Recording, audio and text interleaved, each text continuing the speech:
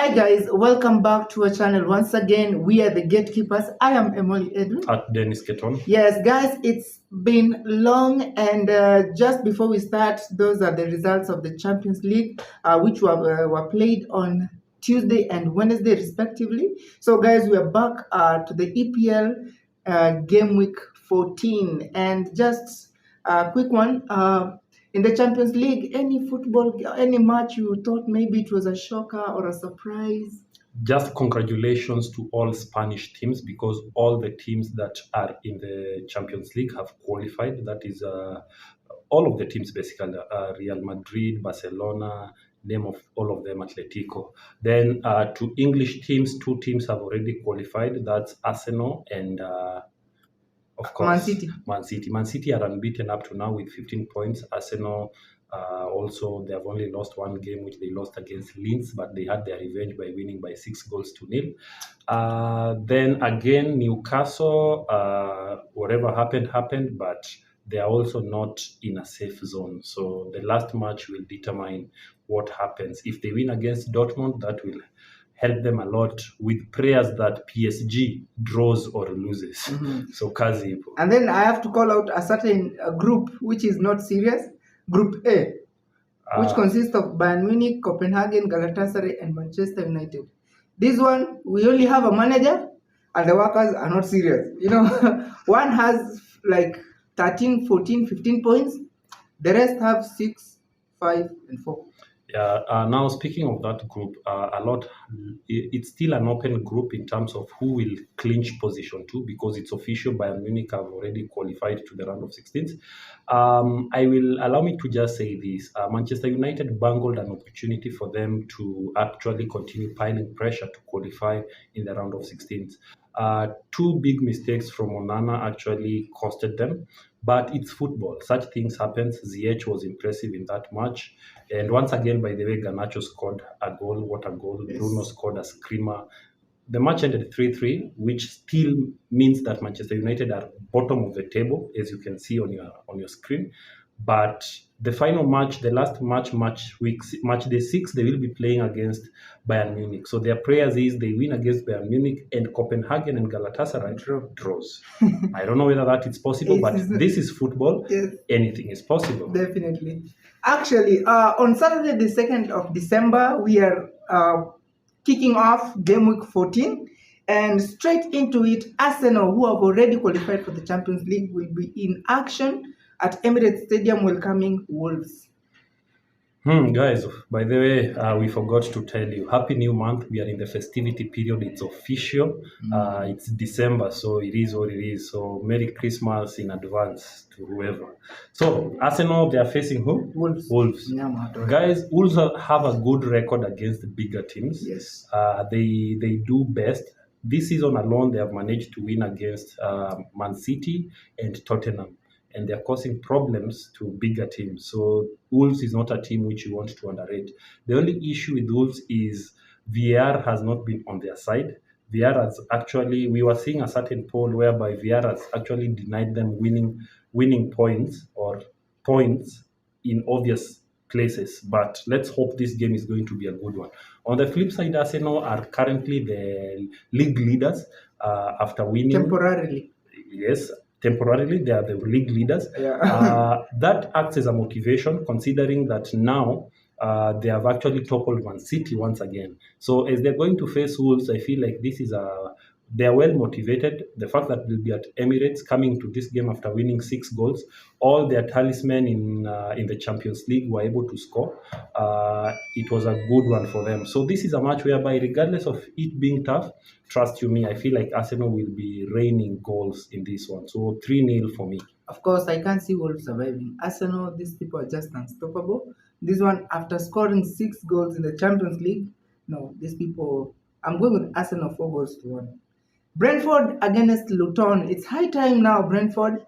I feel like they'll be coming very, very well prepared to this. So I'm going with 3-1 in favor of Brentford. Luton surprised many when they won last weekend. Yeah. They won by 2-1. So the only thing I have to pull or to say as a caution is Brentford should not come into this game undermining Luton, because so far we've seen Luton is a team that can play defensively and they can actually frustrate you. They frustrated Manchester United, but Manchester United were able to grasp a last minute winner. On the flip side, I feel like Brentford still they're a good team, yes. They do what they do best. So the combination of Mbuemo and Wissa and Jensen, hopefully it works out. But let me not say much. I feel like Brentford should carry the day by 1-0. Burnley against Sheffield. This one I'm going with a 1-1 draw. 1-1 draw. Burnley, they have a problem. That's why I'm going with a draw. I feel like Same to Sheffield. I feel like Sheffield will win this 2-1. 2-1. Nottingham Forest against Everton. Everton, this one is a chance now to start climbing back to where you were. So I'll give it to Everton, since Nottingham Forest, their main talisman, is out injured. So Everton, I'm giving them a head start of at least 2-1. We are in match week 13. 14. In match week 13, Nottingham lost 3-2, whereas their competitor Everton lost by 3-0. So as they are going to face each other in this match, I feel like it's going to be a crazy game. But I feel like I'm going to stick with Nottingham boys. So 2-1. 2-1. Newcastle at St. James Park playing against Man United. Well, guys, this game has a lot of emotions. A lot of revenge needs to be done here, and a lot of stakes in it, because Newcastle right now they're at 23 points, just below Manchester United, who have 24 points. And both of them in the Champions League, they were unlucky. Let me say so. United lost. Actually, they bottled from 3-1 win to 3-3. Newcastle, 98th win, stoppage time, a penalty from Kylian Mbappe, diminished their hopes of qualifying for the Champions League. So they are both on the verge of falling into the Europa League. So they are meeting. On the flip side, Newcastle have dominated Manchester United in the last 3 games, right? Correct. The last time I believe Manchester United won against Newcastle was last season in the finals of the Carabao Cup. Since then, they have not been able to beat Newcastle. So there's a lot of revenge, there are a lot of emotions, and they are both hurt. Newcastle won against Chelsea by 4-1. Manchester United, they won with Garnacho scoring a screamer. Okay, a bicycle kick. They won 3-0 against Everton. So Newcastle will be at home. St. James Park is not a place where Newcastle loses easily. The team that actually collected most points from them with more goals was in the Champions League, Borussia Dortmund. But in the Premier League, they have been a fortress at home, and they are doing everything they can to win most of their games at home. As they're going to face Manchester United, who also are in the verge of exiting the Champions League because of blunders which they themselves called upon themselves. So it's gonna be a crazy fixture. For me, I feel like Newcastle are well planned, they are well organized, and they are ready to go. Their win against Chelsea is a motivation to them, or was a motivation to them, that they can continue pressing and pushing, considering that scoring goals is not an issue for them. We saw Isak returned. We are just waiting for Wilson to return. He returned with a signature goal against Chelsea. So now moving forward, as they are going to face Manchester United, the question is, can they outsmart or can they outclass Manchester United in terms of scoring? If they can do that, well and good. Currently, De Gea seems to be wavering in the Champions League, but in the Premier League, he tends to make some good saves. Onana. So Onana, I said De Gea is still a free transfer agent, Manchester United. If you can hear what I'm saying, yes, do what you can do, because things are not good. So this is a match whereby, trust you me, I feel like it's going to be a great match for us to watch. Though it's going to be a late game in East Africa. The match will be played at 23:00 hours in East Africa. And let's purpose to watch it. So this is a match whereby, trust you me, Anthony Gordon will be actually running on those flanks, but now it will be a battle between him as a number 10 and Garnacho on the flip side, because Garnacho is also doing the most in terms of making those amazing runs. So it's going to be a battle of which keeper which keeper will make many saves. So for me, I feel like Nick Pope will actually outclass Onana. I agree. So give it a 3-2 win for Newcastle. Well, between the two keepers, Nick Pope is the best. Between the two defenses, Manchester is shaking. The other one is strong. Between the two midfields, of course, Newcastle is strong. And the forwards, Newcastle is strong. When you say Pope is better than Onana, what are you benching your reference to? Because if it's in terms of clean sheet, who has more clean sheet? Onana. Onana has 5 and Pope has 4. But in terms of saves and showstoppers, Nick Pope has more experience, and of course he's the best compared to Onana in terms of save. Funny to hear that from you, but it is true. But yes. It is what it is. We have to say the truth here. So, of course, unlikely to make errors for Nick Pope. He rarely makes mistakes. On the other side, there's a little bit of problem, especially for people like maybe Wilson. No, Wilson is out, right? Wilson is out. People like Willock, and the way these people, they make some runs, some set pieces, I feel like Onana will be hot soup. But regardless, I'm going with a draw of 2-2 because I feel like they'll be both coming so hard in this one since they're both hard, and I don't feel like Ten Hag will do everything to make sure at least he doesn't frustrate his people twice because people are so much frustrated with him. So I'm going with a 2-2 draw. On Sunday, Bournemouth will be playing against Aston Villa. Bournemouth will be at home. Now, this is a match where I feel like Aston Villa, of course, Unai Emery will continue. Unai Emery.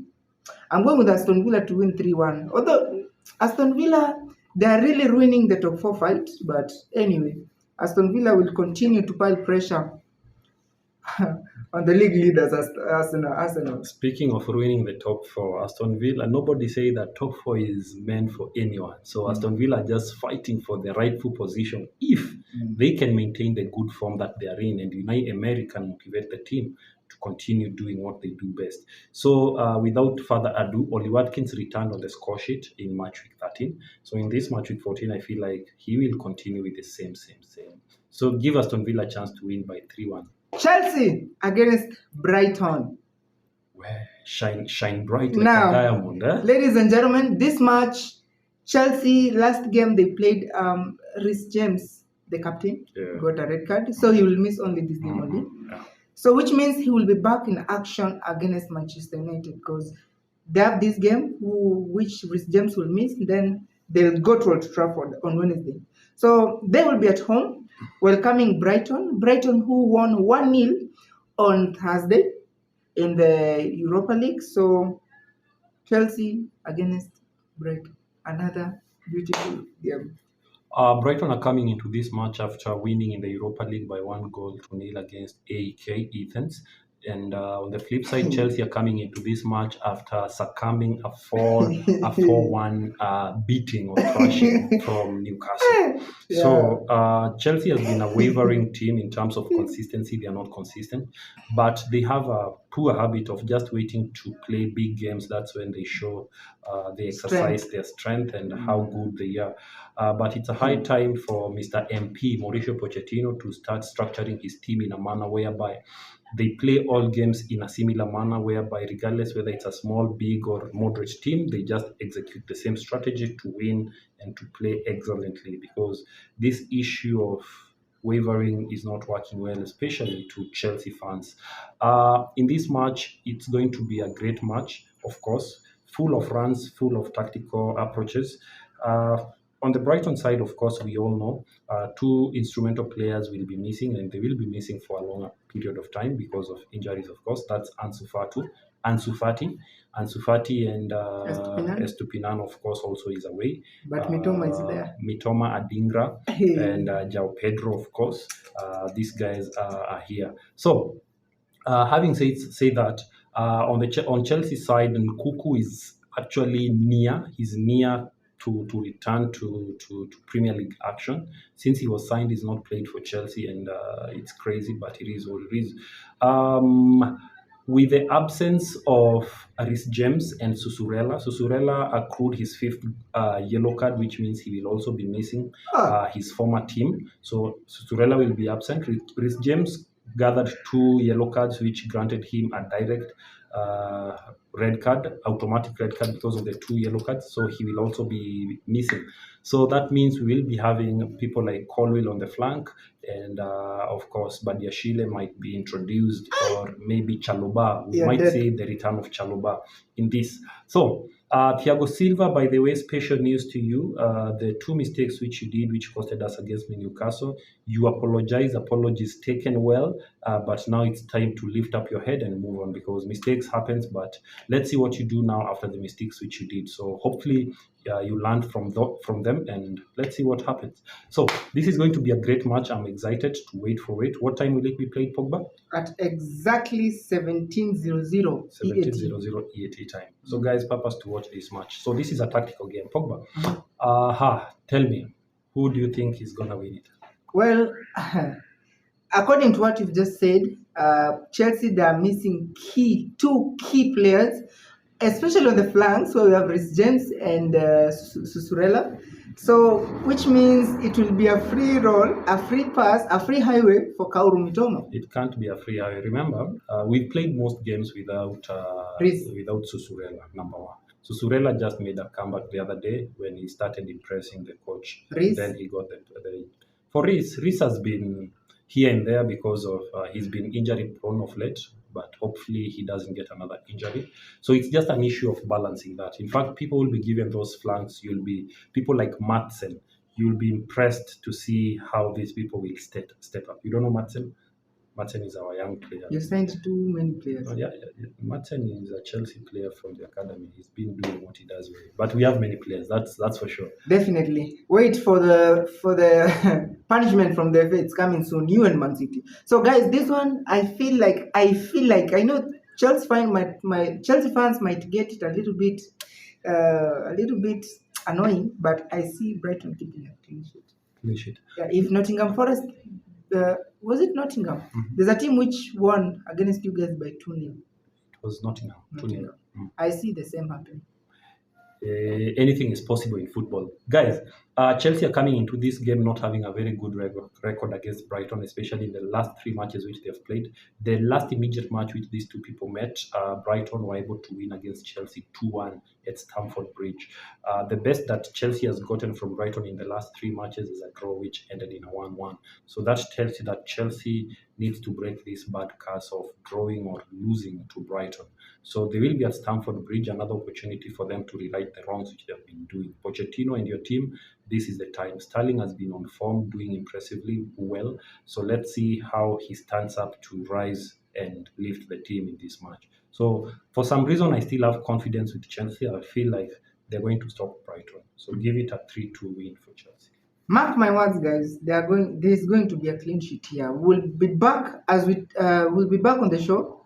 Maybe when we are predicting the other games, and I will confirm it to them actually. Keeping a clean if sheet, not, I will apologize. Keeping a clean sheet against Chelsea of late is not easy because Chelsea are scoring goals. Yes. It's not like a Chelsea of last season, which we had challenges of scoring. We are scoring goals. The issue is we are being outscored.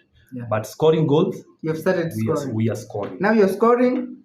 You need to sort out your defense now. So what's your prediction? I'm going with 2-0 still in favor. 2-0. Okay, good. Liverpool against Fulham. The match will be at Anfield. Now this one at Anfield, there's nothing much for Fulham to take than a 2-1 defeat. Liverpool are coming into this match after thrashing. Which team was that? Which they thrashed 4-0 in the Europa League? There's a team with a funny name. They won by 4-0. So remember in match week 13, we never saw Salah scoring, though he assisted Trent Alexander-Arnold. Salah doesn't go many games without scoring, so I'm actually pitting him to score. Also, Nunes never assisted or scored, so I'm actually again pitting him to score or assist in this game against Fulham. So I'm actually looking for a brighter future for Liverpool to be able to win this by 5-1. Another big game, West Ham against Crystal Palace. West Ham will be at home. Now, West Ham being at home against Crystal Palace. Guys, let me go with West Ham to win 3-1. West Ham survived narrowly against Burnley in match week 13. They were losing that game until Susek happened in the last minute when he scored the winner to make it 2-1. and that means that West Ham needs to do the best. West Ham also are coming to this match having won 1-0 in the Europa League, which means they automatically qualify in the round of 16s in the Europa League. So, as they're going to face who again, Pogba? Crystal Palace. Crystal Palace. This is a London derby, and London derbies are never easy. Crystal Palace lost in match week 13. So, as they're going to face this team here, expect nothing but fireworks. I hope Bowen will be returning in this match. So, give it a 2-2 draw for me. 2-2 draw. Another big game. Actually, the Premier League decided that this is going to be a super weekend of just big matches only. Mm-hmm. Big matches. Man City at Etihad are playing against Spurs. Spurs have lost 3 games consecutively. Right? 3 or 4. Actually, It's 4. Before coming into last match game, it was 3. So I believe it's 4. Now 5. Because Man City at Etihad, I believe Man City, Spurs. Okay, no clean sheet because Son is fond of scoring against Man City. Mm-hmm. That's just the reality. So there are no clean sheets here. But Man City, I'm going with 3-1 win in favor of the home team, Manchester City. Tottenham have a better record against Man City when it comes to them playing together. The last time they played, Tottenham won against them, and they have actually enjoyed a better record against City. So the issue is, can Tottenham rise up and actually rewrite their wrong in this new month against Man City by doing what they can do best? Man City dropped points, of course. That's the reason as to why Arsenal actually overtook them from the top of the table. But now the issue is, can Man City afford to drop more points now that we are headed to the home stretch of the first half of the Premier League before January approaches? So I feel like it's tricky. Currently, Man City are also coming into this game after performing very well in the Champions League. Currently, Man City are among the 2 only teams who've actually gotten a clean slate in terms of winning all their matches in the Champions League. They have 15 points, having won all their matches. The last immediate match which they played, Alvarez was on the score sheet, Haaland was on the score sheet, and Foden was also on the score sheet. So it was an amazing game for them. They came from behind from 2-0 to win that match by 3-2. So that tells you that a lot has to happen. In that match, Ortega was the keeper, so which means the main keeper was rested. Ederson. So it's going to be a good match. For me, I'm open for anything. I know it's going to be a high-spirited match. It's going to be a game Highline. Full of runs. And tactical. And this is a game where Postecoglou, please, the highline which you love playing, this is not the time to play it, because Haaland and Alvarez and Foden, these people will break your highline. Just come with another strategy to win against these guys, because if you do that, it's going to be terrible. No, they both play highline. The game we played against Man City. True, I don't refuse. They play highline. The issue is, you don't defeat a person by playing their own style. You understand? So it's like you can't play against a highline against Bayern and expect to win easily. It's tricky. That's their game. So in this match, I feel like it's going to be a big one. So give it a 3-3 draw. 3-3. Thank you. I was thinking of a draw, but let me stick with 3-1. Actually, you've seen the 2 goals that I've not seen, but yeah, mine is 3-1 in favor of Man City. So 3-3, it will be a draw, and it will be a happy weekend. Guys, it's a beautiful weekend full of great big games. So let's see it. So it's going to be a thriller. It's going to be a marathon of game weeks. So now that we are in December, we all know that December is always a marathon. So keep it the Gatekeepers TV. We'll be bringing to you all the matches as they happen and as they proceed. So in the Kenya Premier League also, there are matches which will be played, of course, as you can see on your screen. Those are the fixtures. Make sure you book a date, go watch those matches. Currently still, as we told you on the table, as you can see on your screen, Posta Rangers are still leading, 2 points ahead of Gor Mahia. Gor Mahia position 2, and of course Moranga Seals following closely. So yeah, let's keep it the Gatekeepers TV for all this informative sports news. How did our ladies perform? They drew 1-1 after a late night miss. Botswana, yeah? Against Botswana. No. Yeah, against Botswana. There's a lady. Actually, Gentrix Chikango is injured. Okay. She's one of the key players. In fact, our number 1 striker in the ladies. So she was out, and she's the one who takes the penalties, and she rarely misses. So the one who took the penalty missed, and that's how it ended 1-1. Wow. Too bad, but it is what it is. We have a chance to redeem ourselves as Team Kenya as we travel away to Botswana. So otherwise, our youngster, by the way, there are also other matches which are ongoing. The Sekafa under 18. So Kenya, so far, we've already qualified to the quarterfinals, but on Friday, there's a match which we'll be playing against Somalia, which will just be, by the way, whether we win or not, we've already qualified, but we want to win all the matches in a row, like we put a clean sheet like Man City did there. So let's see how it goes. They've clean sheets in all the matches. Yeah. They've won all the games so far. That's why they have qualified to the quarterfinal. They have overqualified with a match remaining. Overqualified. So keep it the Gatekeepers TV. You'll be getting all the results as they happen. And congratulations to Harambee Starlets and the uprising, or they're called the young rising stars of under 18 of Harambee Stars. So until next time, which will be around Wednesday, we are out.